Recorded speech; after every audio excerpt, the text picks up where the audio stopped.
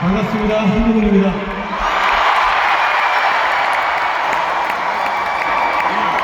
제가 제명을 당해서 앞에 붙일 이름이 없습니다. 여러분 그냥 한동훈입니다.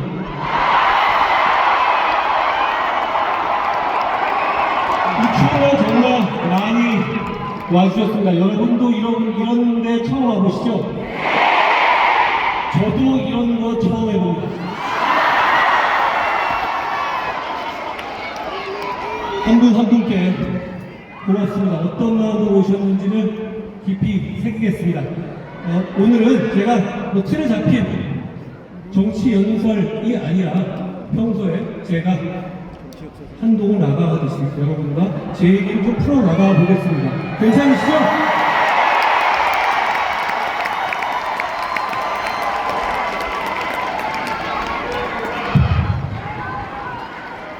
안녕하세요.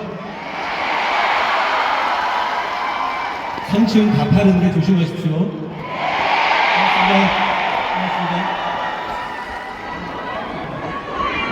여러분,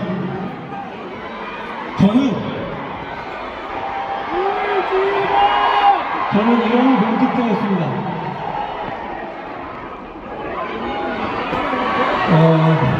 기성 정치권에서는 저를 모난 돌처럼 보는 분들이 꽤 있어 보입니다. 그러니까 늘 정을 맞는다고 하죠. 그런데 말입니다. 공적인 일을 할 때 저는 사실 그런 면이 있습니다. 공적인 일을 할 때 저는 모난 돌이 맞습니다. 다만 공적인 일을 떠나서 사적으로 저를 아는 사람들은 저를 모난 돌이 아니라 순둥순둥한 순둥이 둥근 돌로 보실 겁니다.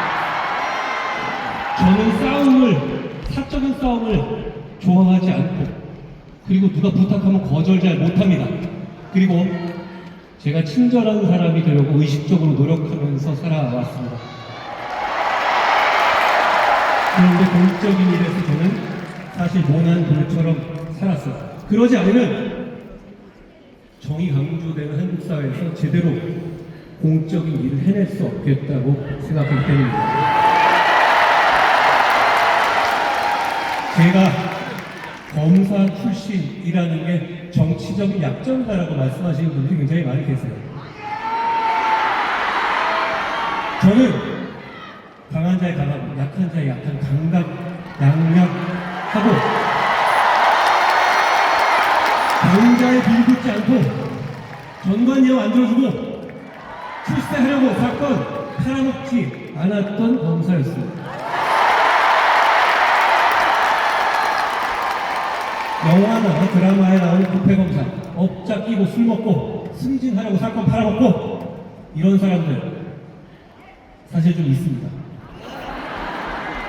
많이 과장되긴 하지만요. 그런데 여러분, 저는 정확하게 그 반대였습니다. 방어하고 거부하며 살아왔고 제가 중요한 자리에 가면 그런 놈들은 절대 쓰지 않았습니다. 그렇기 때문에 저는 제가 검사로서 열심히 일하는 것을 제 정치적인 약점이라고 생각하지 않습니다. 저는 것은 공직생활 하는 동안에 정치에 서면서 저를 공격하는 공격자들이 계속 바뀌어 왔어요. 저는 그대로인데 말이죠.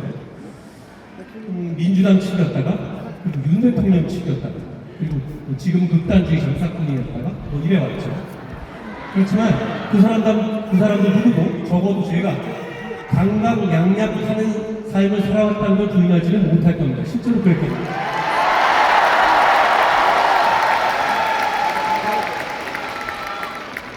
약자의 편에 서려고 노력했습니다. 그게 제 직업 유기라고 생각했고 앞으로도 그렇게 살 겁니다. 제가 정치하면서 앞으로 그렇게 살 것이라는 것을 믿어주십시오. 믿을만 하지 않습니까? 여러분, 빛이 굉장히 강하네요. 이제 제가 몬스타 사건 얘기를 잠깐 해볼게요. 많은 분들이 몬스타 승부를 대한민국이 7조, 8조 지켜냈다고 하십니다. 자랑스러울 것 같잖아요. 근데 저는 론스타 얘기를 들으면 솔직히 지긋지긋합니다. 자, 그럼 제 인생의 20년 동안 그 론스타라는 이름을 제 발의 족쇄처럼 달고 살았어요. 2006년에 론스타 국가대학 수사하고 그 재판 대법원 역전승 이기고 론스타가 대한민국 상대로 국제 중재를 걸어온 이후에는 그 대응 신고 작업을 누가 알아두지 않더라도 저는 해왔어요. 국제 중재에 관한 책을 한국, 외국 가리지 않고 다 사서 밤새 봤던 기억이 납니다. 잘 모르면 자신감을 가질 수 없잖아요. 그래서 저는 이건 이길 수 있다고 확신했고 그 마음으로 20년을 달려왔습니다. 제 주위 사람들은 그 20년 동안 저한테 이렇게 얘기했습니다. 야, 너 아무도 네가 그거 하는 거 몰라. 그러니까 대충 해. 그렇게 네가 올인해서 지면 다 네 독박이고 이기면 너 알아주지 않는다 라고 들었습니다. 그 말이 맞을 수도 있다고 생각했어요. 그러다가 제가 법무장관이 돼서 중재 1심 결과가 나왔고 항소여부를 결정하는 상황이 됐습니다. 저는 론스타와 무슨 운명 같은 게 있는 거 아닌가라는 생각을 했었습니다. 중재 2심 결과도 8조 청구해서 4천억 정도 나온 거니까 이건 뭐 96% 이긴 거니까 이겼다고 할 수도 있잖아요. 1심 나올 때 민주당에서는 뭐 4조 질 거다 이렇게 얘기하고 있던 상황이었으니까요. 정부 입장에서도 이 정도로 만족하자는 분위기가 많았습니다. 그러니까 항소 포기하자는 입장이 많았죠. 단순히 항소의 승률을 보면 10% 내외이기 때문에 항소 포기가 어쩌면 맞는 말이긴 하겠네요. 저는 이 사건을 너무 잘 알고 있었습니다. 중재 1심에서 제가 론스타 주가 조작을 밝혀내는 그 부분을 실체를 인정한 이상 저는 이거는 완승할 수 있다고 확신했습니다. 그리고 소송이라는 것이 이상한 판사 만나는 집입니다. 그러니까 그게 정말 확신은 아니에요. 그렇지만 해볼 만한 싸움이라는 제 스스로의 자신감 같은 것이었죠. 지면 사실 저한테 덤태기를 씌울 수밖에 없는 상황이기도 했으니까 또 실무자들 중에서도 부담스러운 사람도 많았지만 제가 장관으로서 어떻게든 다 책임진다고 다독이고 우리 실무자들과 함께 끝까지 가보기로 했습니다. 그리고 항소했고 그리고 그 시스템을 만들기 위해서 국제 법무국을 만들어냈어요. 결국 승소했습니다.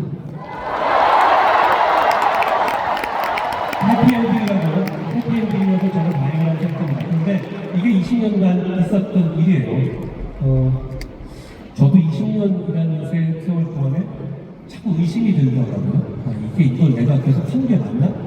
지면 어떻게 되는 거야? 이런 의심, 불안감 같은 게 엄습했었어요. 그런데 그때 저는 이렇게 단순하게 생각했습니다. 이겼을 때 그 국익의 크기만 생각했습니다. 저는 그 국익이 너하고 개인적으로 무슨 관련이 있느냐라고 말씀하실 수도 있어요. 그리고 그렇게 생각할 수도 있다고 생각해요. 그런데 저는 국익이 커지면 개인적으로 너무 행복합니다. 정치적 수사나 과장이 아니라 실제로 그렇습니다.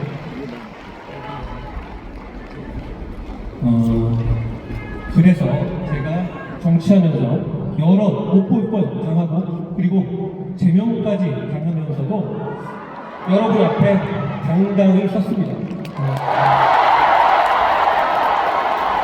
제가 제 품에 꺾여서 그만둘 거란 기대를 가지시는 분들은 그 길을 접으십시오.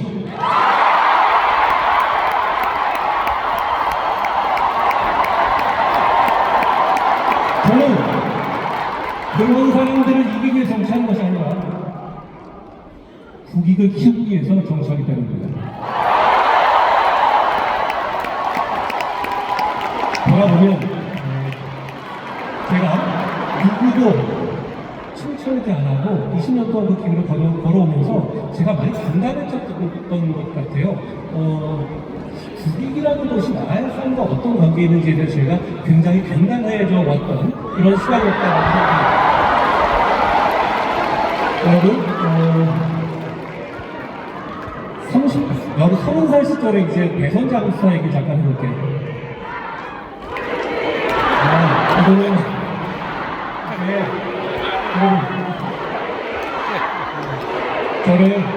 저는 너무 그렇게 멜랑콜릭한 사람을 속하지 마세요. 이 자리에 오면 이게 보니까 빛이 굉장히 강하네요. 그런 건데요. 어쨌든 30살 시절에, 그리고 여러분, 몬스타 얘기하다가 올 일은 없잖아요. 오해하지 마시고요. 제가 30살 시절에 대선 장사 얘기를 해보겠습니다. 제가 2003년 초반에 초임검사 시절에 SK 사건 수사를 했어요. 이례적인 수사였어요. 그 이전에는 이런 수사가 없었거든요. 그때 제가 정말 지금보다도 훨씬 더 겁이 없었어요. 이 사건에서 나온 단초로 2003-4년에 여당과 야당의 불법 대선 자금 수사가 있었어요. 그때만 해도 재벌들이 몇 천억씩 양당에 갖다 바치던 시대였거든요. 10,000원짜리 말입니다. 그런데 제가 대격수를 하다가 그 단초가 나왔던 것이고 초임검사였어요. 그게 이어져서 결국은 대대적인 대선 자금 수사로 이어졌습니다. 그때 저는 어떤 사람의 힘, 결단이 세상을 바꿀 수 있다는 경험을 했어요. 그 이후에 정말 그런 식으로 차떼기로 돈 모아서 주는 불법 대선 자금은 정말 없어졌거든요. 제 본의 하는 게 아니라 그때 역사에 그런 이벤트가 있었고 그 이벤트로서 나라가 발전했다는 말씀을 드리고 싶어요.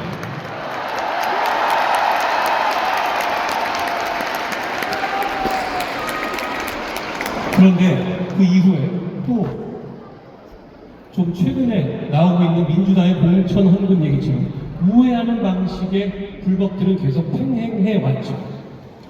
이런 문제를 끊어내는 것도 정치에 있어서 좀 중요한 과제라고 봅니다. 저와 함께하는 정치는 결국 그걸 끊어내는 정치가 될 겁니다.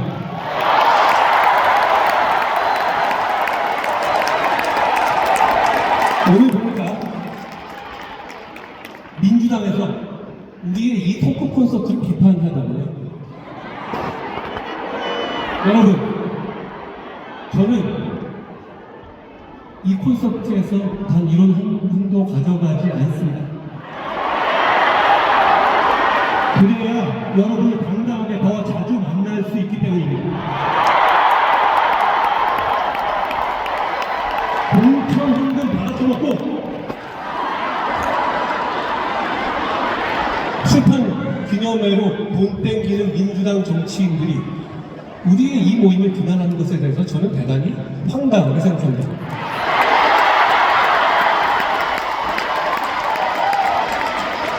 이번에는 문재인 정권 초반에 조국 수사 얘기를 잠깐 해보겠습니다. 정권 초반에 정권 핵심 관계자 수사하는 것이니까 정권의 조직적 압박이 심했어요. 그런 상황에서 저는 타깃실에서 좌천 4번에 압수수색 2번에 구속 직전까지 몰렸었습니다. 그런데 저를 잡아놓으려는 이유가 어떤 기자의 유시민씨 관련 취재를 제가 부추겼다는 말도 안 되는 이유였어요. 실제로 그러지도 않았지만 그런 얘기 해도 문제가 되는 건 아니지 않습니까? 문제가 있는 거라면. 그런데 진짜로 제가 감옥 가기 직전까지 몰렸습니다. 그때 사실 제가 그 전까지는 공개적으로 싸우진 않았었거든요. 근데 그때 제가 이건 도저히 그냥 넘어갈 수 없다. 내가 싸우지 않으면 세상이 이상해진다는 생각을 해서 유시민 씨와 직접 법정에서 싸움을 시작했어요. 결국은 이겼죠. 제가 어떻게 보면 최초로 정치적인 발언을 했던 게 그때가 처음인 것 같아요. 기억하십니까? 제가 빨간색 야한 머플러 들고 법정 앞에서 한 5분, 10분 혼자 연설하는 거 기억나세요? 사실 그게 어쩌면 저의 처음 정치 대중연설이었습니다. 물론 그 빨간 머플러도 굉장히 과했다는 걸 저도 인정합니다. 여러분, 정치인은 여러분의 도구입니다. 여러분을 위해서 싸울 사람을 찾고 계시지 않습니까? 어떤 사람을 찾아야 되는지 제가 말씀드릴게요. 스스로 찔리지 않는 사람을 찾으시면 됩니다. 찔리면 권력과 못 싸워요. 자기가 자기 약점을 제일 알고 신경 쓰죠. 예를 들어서 부동산 투기 이슈 있는 사람이 부동산 문제 공격 못하고 항소 포기 이슈 있는 사람이 항소 포기 못하는 겁니다. 이쪽 저쪽 권력들이 오랫동안 저를 탈탈 털어왔습니다만 탈탈 털어도 나올 건덕지가 없으니까 저런 채널A 사건이나 이런 말 같지가 않은 것으로 그동안 엮어보려 해왔습니다. 그때도 그랬고 이후 지금까지도 이쪽 저쪽이 저를 공격하는데요. 제가 이건 분명히 말씀드렸었어요. 저는 평생 부정한 돈을 받거나 접대를 받거나 부동산 투기하거나 갑질하는 행동들 전관예우 해주거나 사건 무마하거나 이런 거 없습니다. 이런 게 다 하나라도 나왔다면 저는 상상이 부서졌을 겁니다. 그러니 제가 권력에 당당하게 맞설 수 있는 것이고요. 저는 그런 찔리지 않는 여러분의 도구가 된다는 약속을 이 자리에서 드립니다.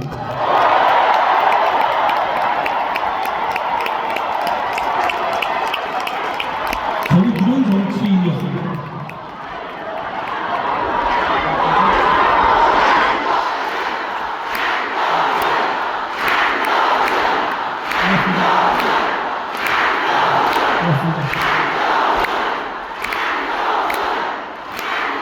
제가 법무부 장관 때 1대 180이라는 이름으로 민주당과 맞섰잖아요.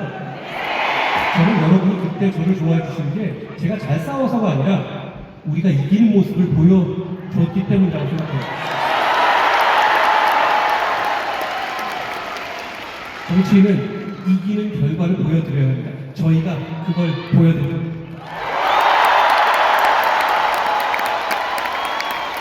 저는 그런 싸움에서도 나름대로 이런 원칙이 있었어요. 적어도 함께 가는 사람들, 함께 갈 수 있는 사람들에 대해서는 포용하고 공격하지 말자. 그런데 이런 게 좀 쌓이다 보니까 어느 순간 민주당이 아니라 우리 내부에서 저를 공격하고 폄하하는 것이 굉장히 쉽고 안전한 것처럼 되는 경향이 있더라고요. 여러분, 씁쓸합니다만 그래도 저는 최대한 참겠습니다. 그게 이기는 일이기 때문에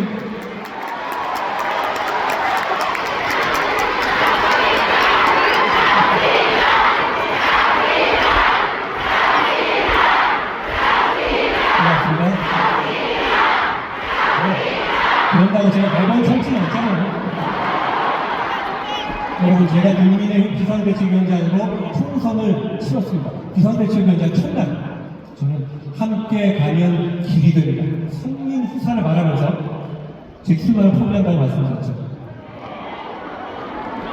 무조건 이기기 위한 솔선수범의 의미였습니다.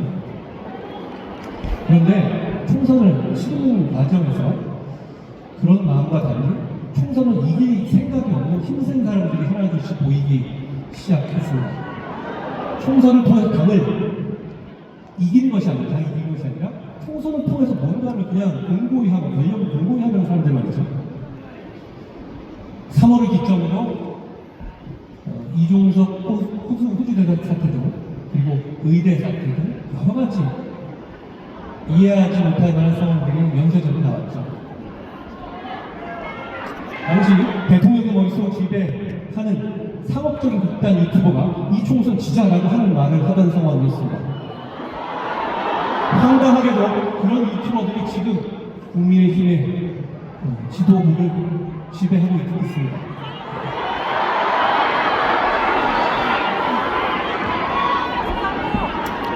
4월이 되자 대통령께서 의를 담아서 밀어붙였고, 저는 아니 왜 2,000명이어야 하냐, 1,999명이면 되면 왜 안 되냐, 500명씩 나눠가자, 이런 얘기를 하면서 버텨봤지만 결과적으로 상황은 점점 악화돼 갔습니다.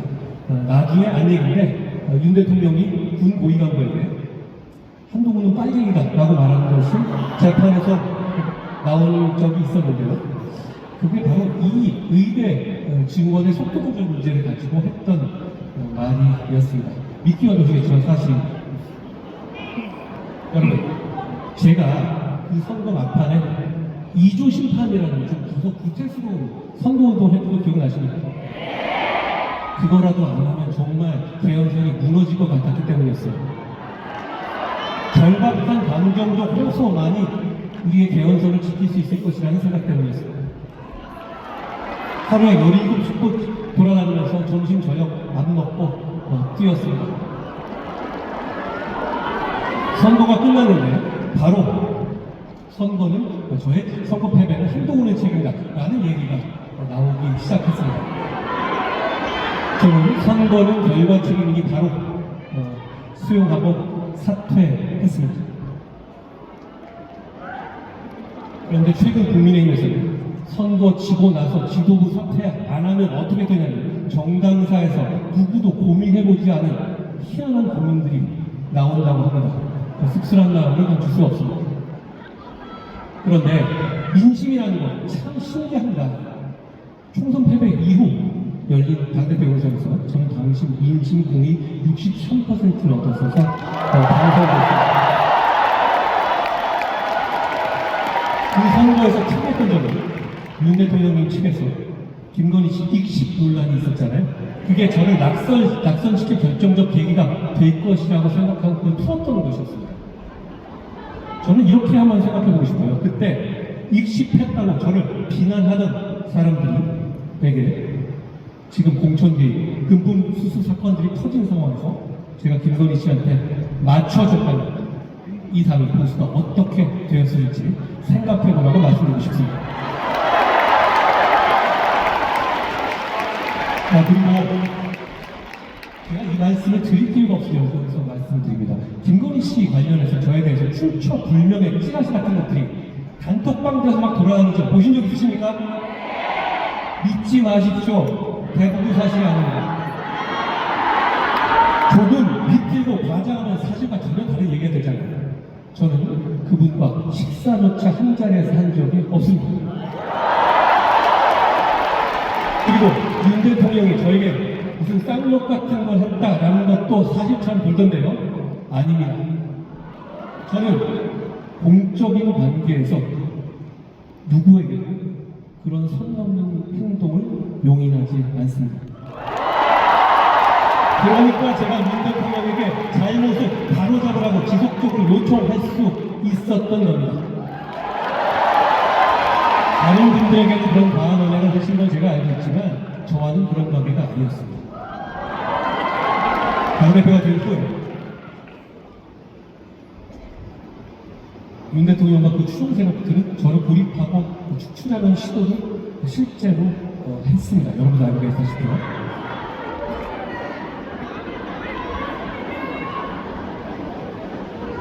저는 그 상황에서 어떻게든 충돌을 줄이면서도 잘못을 바로잡기 위해서 노력했습니다. 대통령과 직접 부딪히는 것을 최소화하려 했고, 그래서 모든 이슈마다 다 나서는 게 아니라 참으면서 우선순위를 두고 의견을 전달했습니다.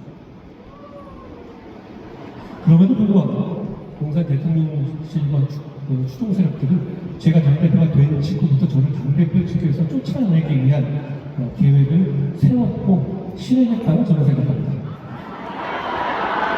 저를 당대표에서 조기 퇴진시키기 위한 김옥균 프로젝트라는 게 실제로 있었고 실행됐던 겁니다. 사실 핵심 실세인 모 의원이 개헌 후에 저에게 이런 얘기를 했어요. 대통령께서 직접 전화가 오셔서 한동훈은 이러한 내용으로 직접 공격하라고 지시를 했고 자신은 시키는 대로 했다고. 제가 그 얘기 듣고 아니 웃으면서 그거 시키려고 하는 의원이 뭡니까? 라고 제가 반문했던 기억이 있다.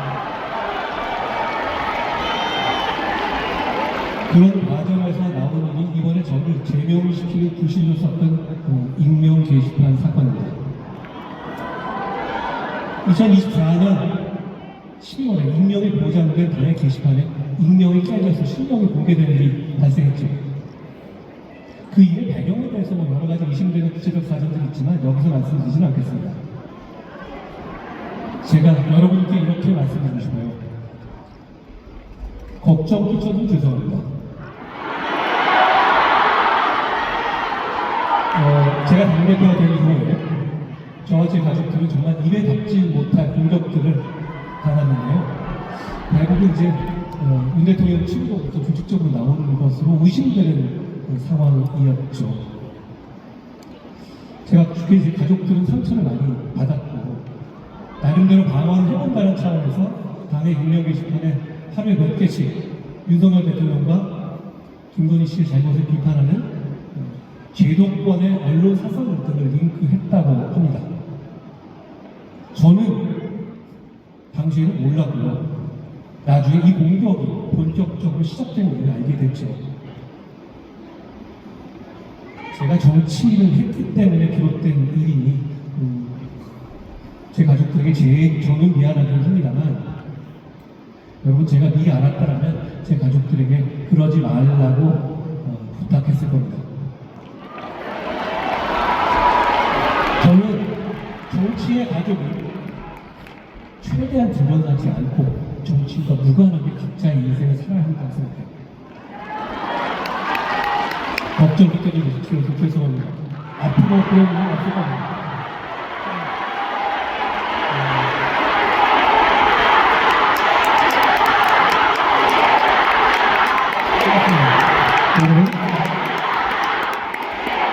이게 사실입니다.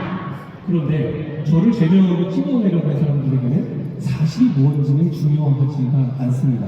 저를 제명해 두고 하기로 정해두고 진행한 것이 분명한 당의 당감이 윤리위는 제 가족이 쓰지도 않은 글을 제 가족이 쓴 거라고 완전 조작해서 발표했습니다. 제 가족이 쓴 사설 같은 걸로는 문제 삼을 수 없으니까 조작한 거예요. 이 부분은 제가 경찰에 직접 고소해서 수사 중입니다. 조작이 드러나니까 이제는 장동혁 대표가 직접 나서서 당감이나 윤리조차 근거가 없어서 발표하지도 못한 허위 내비션을 떠들어댑니다. 만약에 그 말이 맞다면 그걸로 제명했어야죠. 여론조작 전문 재산팀이 있다는 거. 조작이 드러나니까 내용이 문제가 아니라 여론조작이 문제였다는 거예요. 하루에 그 몇 개를 무슨 여론조작을 한다는 거예요? 언론의 보도 등에 따르면 그런 근거가 전혀 없습니다. 그런 적도 없고. 그러면서 근거 없이 횡설수설을 하고 있습니다. 한 최고위원은 저의 제명이 단계 때문이 아니라 저의 리더십 문제를 총합적으로 본 거다. 이렇게 얘기를 하더라고요. 결국 윤석열 대통령이 시작한 기록균 프로젝트를 장동혁 대표가 마무리한 것입니다. 그러다가 갑자기 계엄이 선포됐습니다. 여러분 저는 아직도 계엄을 왜 한 건지 모르겠어요. 계엄에 대한 얘기는 이어진 조갑재 대표님과의 대담에서 우리가 겪은 계엄들이라는 주제로 얘기를 나눌 테니까 제가 길게 말씀을 드리지 않겠습니다. 다만 여러분 저는 이 대화를 한번 해보십시오. 계엄은 잘못이지만 탄핵을 하지 않았어야 되는 거 아니야 라고 생각하시는 분들과 저는 허심탄회한 대화를 나눠보고 싶어요. 이제는 그럴 때가 됐다고 생각합니다. 물론 그 마음 충분히 이해합니다. 저도 질서 있는 조기 퇴진이 가능하다면 어떻게든 탄핵을 막아보려고 했습니다. 폭주하는 민주당 정권에 정권 넘겨준 거 얼마나 싫겠습니까? 저도 그렇습니다. 그런데 저는 탄핵을 했더라도 한독수 옹립이니 한시로 가지 않고 유럽게임 극복했다면 선거에서 충분히 해볼만 했다고 생각합니다. 이재명 파기 환송 판결도 있었기 때문에 윤석열과 이재명 모두를 극복했다면 이길 수 있었습니다.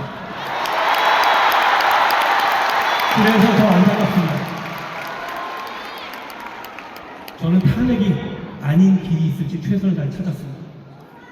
그래서 윤 대통령 설득해서 조기 퇴진 약속, 이선 후퇴 약속을 받아내고 1차 탄핵을 기각시켰던 겁니다. 그게 대한민국을 위해서 좋은 일이라고 판단했습니다.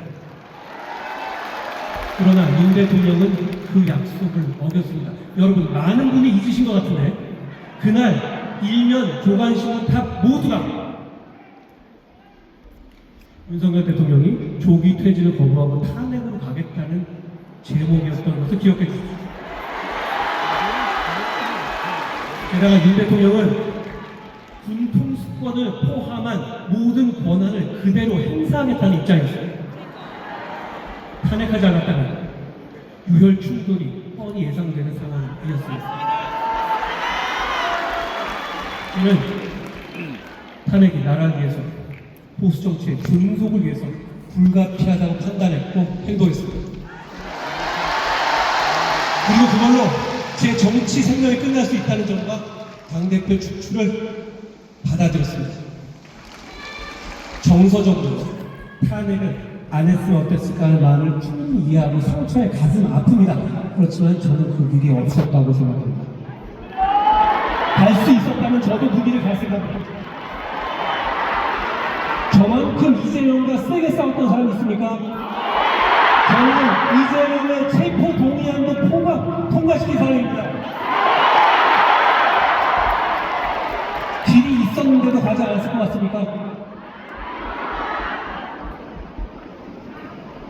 윤 대통령의 재판에서의 언행을 한번 보십시오. 군 동원을 쉽게 생각하시고 책임을 미룹니다. 만약 그때 윤 대통령이 탄핵되지 않고 군 통수권 그대로 행사했다면 정말 무슨 일이든 했을 것입니다. 그리고 저는 여러분들은 그걸 지금 아시잖아요. 저는 그걸 그때 알고 있었습니다. 그러니 막지 않았었습니다. 이 탄핵으로 제가 굉장한 고난을 겪을 수 있다는 걸 알 수 있었지만 그래도 나라 망하게 할 수는 없지 않습니까?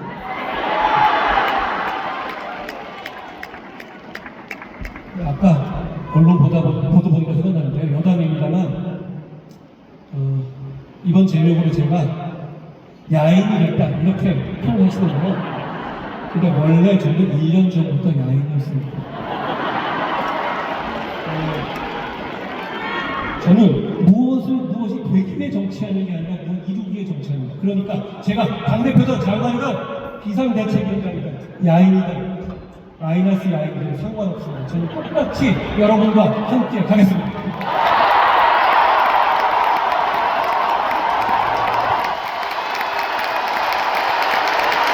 여러분,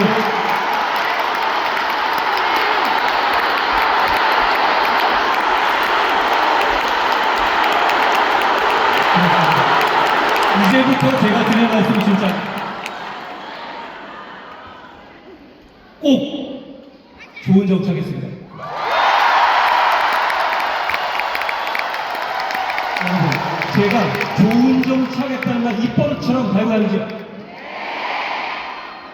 그런데 진심입니다. 제 모든 것을 가지고 반드시 하겠습니다. 여러분께 질문하겠습니다. 그런데 좋은 정치가 무엇입니까? 여러분, 이러면 욕먹습니다. 사실 이거 제대로 답하기 쉽지 않습니다. 그런데 질문 자체가 답하기 어려운 질문이니 이거 제대로 대답 못했다고 쭈뼛거리실 필요 없어요. 쉽게 얘기해서 나라가 잘 되기 위한 정치, 공공선을 위한 정치, 국민을 위한 정치, 뭐 이런 거 좀 벙벙하지만 맞는 말입니다. 정답입니다. 그게 좋은 정치 맞습니다.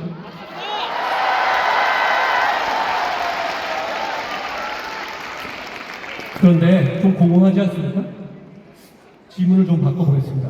2026년 대한민국에서 이런 좋은 정치를 지켜내기 위해서 꼭 지켜야 내야 될 것이 뭐가 있을까요?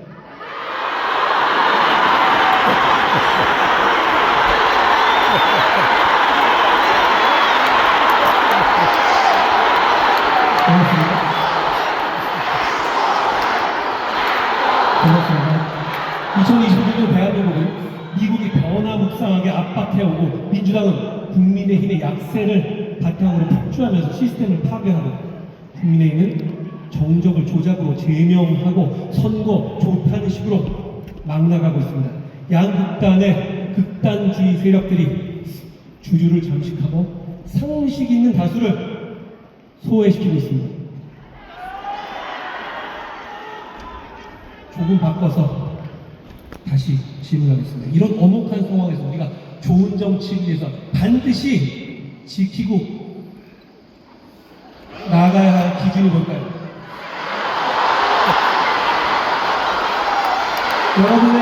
여러분의 취향을 존중합니다.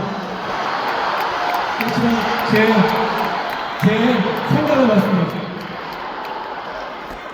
헌법, 사실, 상식입니다.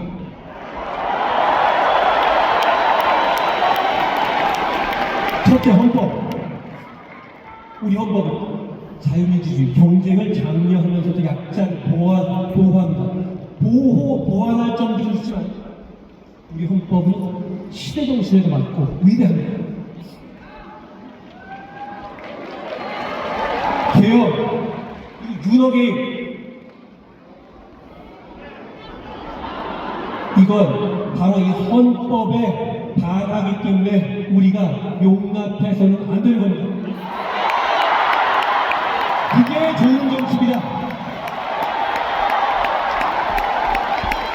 둘째, 사실.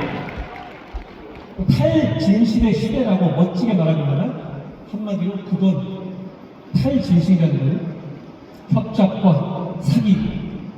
사람들은 단기적으로 거짓에 속기 쉽고 대중의 거짓에 속는 역사가 퇴행하고 국민이 고통받습니다.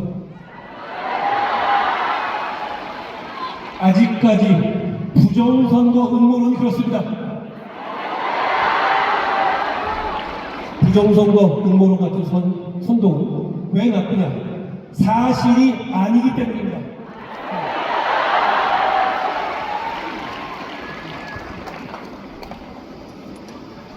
사실이 아니기 때문에 용납해서는 안 되고 반드시 극복해야 합니다. 여러분 거의 다 왔습니다. 주변에 점점 줄어들고 있지 않습니까? 그게 좋은 정치의 조건입니다. 셋째, 상식입니다. 건강하고 합리적인 다수의 생각이죠. 모두가 공감해온 상식을 권력을 가진 쪽에서 깨부수면 사회가 정글이 되고 맙니다. 민주당은 이재명을 살리려고 사법 시스템을 깨부수고 국민의힘의 일부 인사들은 자기 사익을 위해서 조작으로 정적을 찍어내고 오히려 민주당에게는 찍소리 못하고 견제도 못하고 있습니다.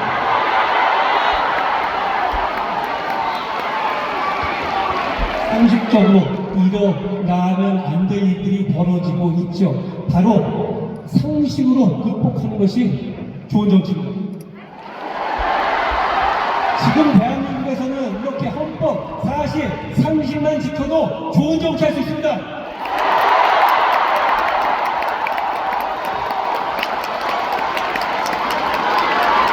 그래야 번영과 정의라는 우리의 좋은 정치의 목표를 실현할 수 있습니다. 성장과 복지는 함께 가야 할 목표입니다. 성장하고 나서 복지한다. 그건 이미 지난 얘기입니다. 성장은 복지의 도구가 되어야 됩니다. 우리는 잘 살기 위해서 성장하는 겁니다. 그런 면에서 최근 우리 국민의힘에서 저는 우리 국민의힘이라고 부르겠습니다. 최근 우리 국민의힘에서 복지의 영역을 축소하는 것 같은 움직임이 일어나는 것에 대해서 우려스럽게 생각합니다.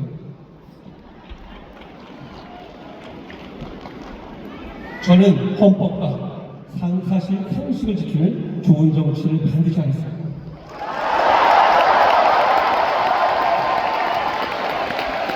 행동하는 다수의 역전수.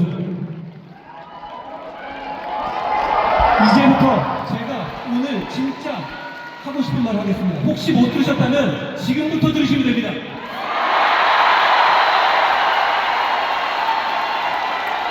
저는 역사를 좋아합니다. 우리 사회는 상식 있는 사람들이 다수입니다. 여러분들처럼요. 역사를 보면 상식 있는 다수가 행동하지 않을 때, 침묵할 때 극단주의 세력이 득세하고 중심 세력이 돼서 사회를 퇴행시켰습니다. 그러다가 결국에는 다시 상식 있는 다수가 행동에 나서면서 중심 세력이 되고 극단 세력을 양 끝으로 밀어내면서 사회를 재건하고 발전시켰습니다.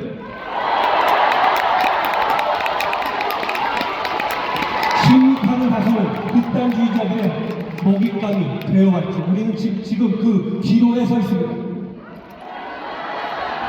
2026년 대한민국, 여러분이 바로 행동하는 다수입니다. 대형 공로, 민호개인 같은 극단주의자들이 주류가 아닌 양 끝에 있는 것은 위험하지가 않습니다. 그러나 그 극단주의자들이 지금 중심 세력을 차지하려 하고 있습니다. 이건 대단히 위험한 퇴행입니다.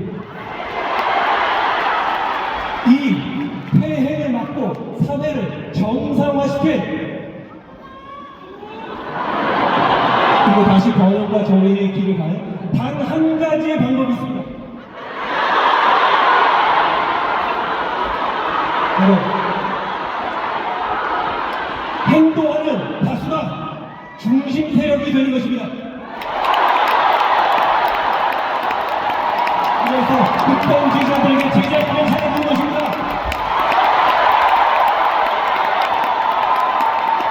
제가 앞장서겠습니다. 비단을 먼저 놓고 폭풍 속을 먼저 가면서 길을 만들겠습니다. 원래 세상은 모든 길은 길이 아니었습니다. 많은 사람들이 가면서 길이 됐죠. 제가 처음 정치를 시작하는 날 함께 가는 길이 됩니다라고 말했습니다.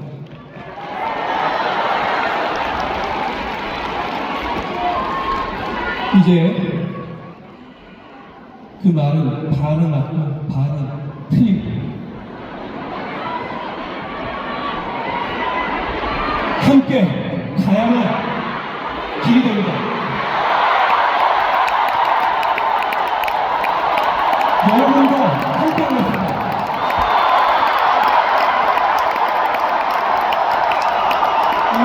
대한민국의 역사는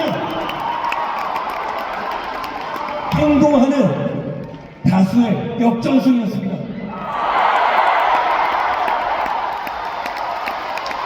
우리가 함께 지금 행동하는 다수의 역전승을 시작합시다.